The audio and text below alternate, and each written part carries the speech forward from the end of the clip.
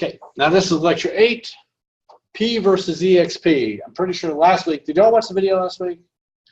Talked about P and NP complete and all that, correct? Okay.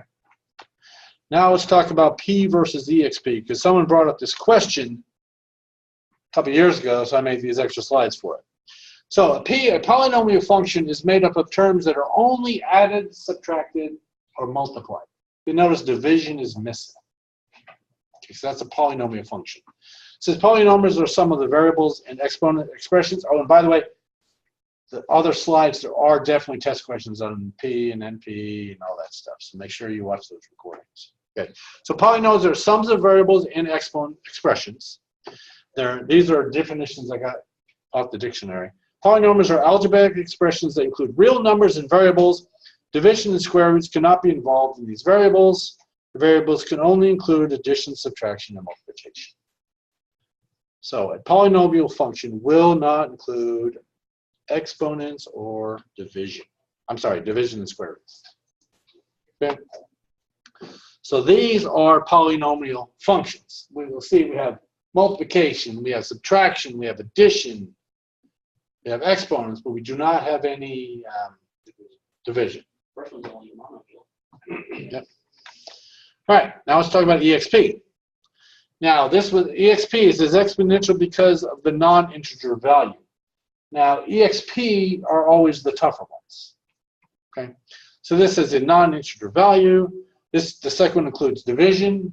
If it did not include the division, it would be EXP. I'm sorry, polynomial. But since it includes division, it's exponential. Or any problem that can't be solved in polynomial time, such as the knapsack.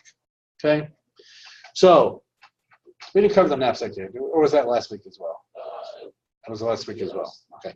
Please watch those recordings if you haven't, because there's homework on it, and plus there's test questions on all of them. You will have to do, simple knapsack, hard knapsack, encrypt and decrypt. So, okay. So the knapsack, like I said in those other recordings, will take, it's 2 to the 200th digits apart. So even if we started with the number 1, the second number in my knapsack would be 2 to the 200th apart from that. So do you want to know how big 2 to the 200th is? It's huge. Okay. So the numbers get excessively large very fast. And the examples I use, what, 2, 4, and 8 or something like that? Okay. Now we're going to talk about one-way functions. In a lot of these classes, we're going to talk about hash values and hash functions. A one-way function only works one way. So in other words, the windshield is broken, there's no way to go back to the completed windshield. You can very easily take a windshield and break it, but once it's broken, you can't put it back together again. That's like a one-way function. Make sense? So that's where our passwords are stored. Like when you log into this machine here, I logged in just now. What I did was I put in my username and password. It calculates the hash of my password and sends the hash across the network. Now, it doesn't decrypt it on the other end because it can't. What it does is it has the hash stored. So then it compares what I just entered against what's stored. Okay? Is that how that works? So if you actually capture network traffic, you can actually capture the hash values. Then you can use tools like John the Ripper to break the password hashes. Okay?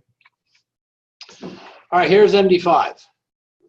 This is an MD5 algorithm produced by this text. So this is a super secret message produced that hash. Okay? Now this hash, do you agree that it's totally different? Mm-hmm. Was produced by, this is the super secret message with a capital H. So I changed one value or one letter from a lowercase to an uppercase, and it changed the entire hash. Okay? We're going to talk more about that in other lectures as well. But it's, that's, you can see that there's no relation from one to the other just by changing one letter. It changed everything. Okay? Is the output always the same length?